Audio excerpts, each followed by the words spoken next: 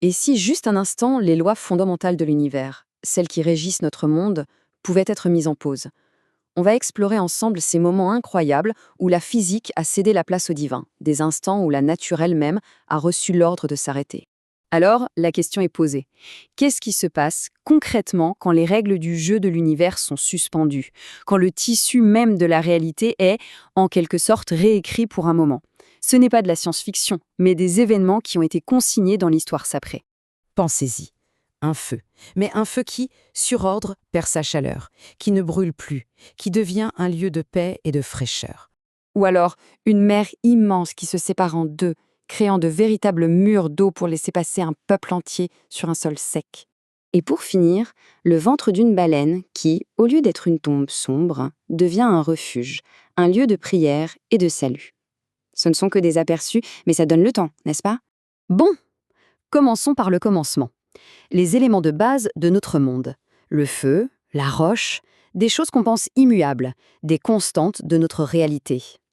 Et pourtant, que se passe-t-il quand ils reçoivent des ordres qui vont à l'encontre de leur nature même? Notre premier cas, c'est l'histoire du prophète Abraham. Pour avoir défié l'idolâtrie d'un roi tyran, Nemrod, sa punition se devait être spectaculaire. On a donc construit un bûcher gigantesque. Jeté en plein milieu des flammes, son sort semblait vraiment scellé. Et c'est là que tout bascule. Un seul ordre divin, une seule phrase, et voilà que l'instrument de torture devient une preuve éclatante. Le feu, ce symbole de destruction, se transforme en un jardin. Sa nature même a été complètement réécrite. Du feu, on passe à la pierre. Le peuple de Tamoud, pour tester son prophète Salih, lui a demandé un signe, disons, impossible. Faire sortir une chamelle vivante et pleine d'un rocher. Et que s'est-il passé? Eh bien, en réponse à ce défi, le rocher s'est littéralement fendu et une créature vivante en est sortie. La vie jaillissant de l'inerte. Difficile de faire plus clair comme signe. Ok, après les éléments physiques, on va s'intéresser à quelque chose d'encore plus fondamental, la vie elle-même. On va voir des miracles qui repoussent les limites de l'existence, là où tout semble perdu, là où le désespoir est total.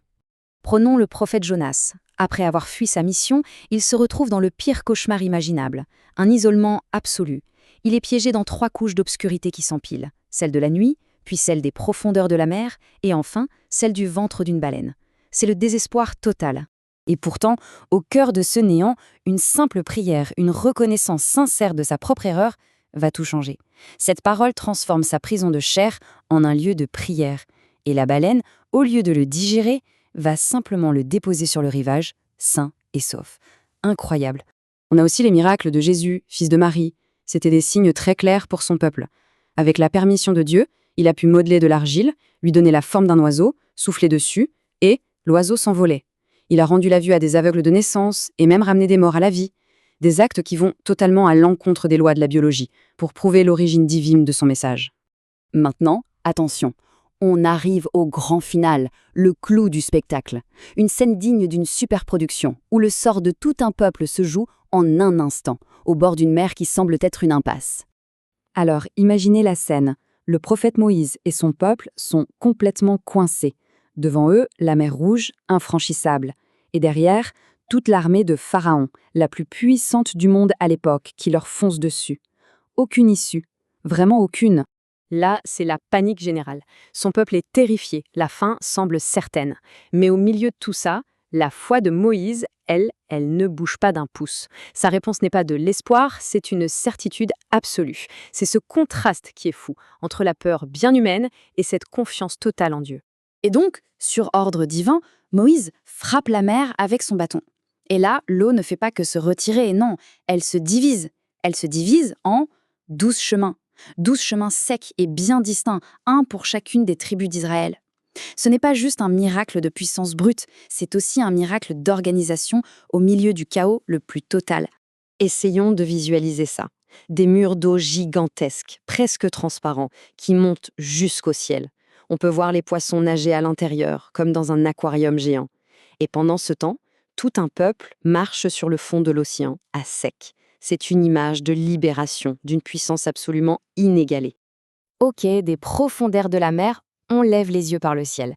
Parce qu'avec le dernier prophète, Mohammed, le miracle change d'échelle. On quitte la Terre pour aller vers le cosmos. Les sceptiques de la Mecque lui demandent un signe, une preuve. Et la preuve qu'il leur est donnée dépasse tout ce qu'ils auraient pu imaginer. La lune, la pleine lune, là, dans le ciel, sous leurs yeux, se fend en deux moitiés parfaitement distinctes. Un signe cosmique, net et précis, pour une génération bien particulière. Mais tout ça, ça nous amène à une question importante.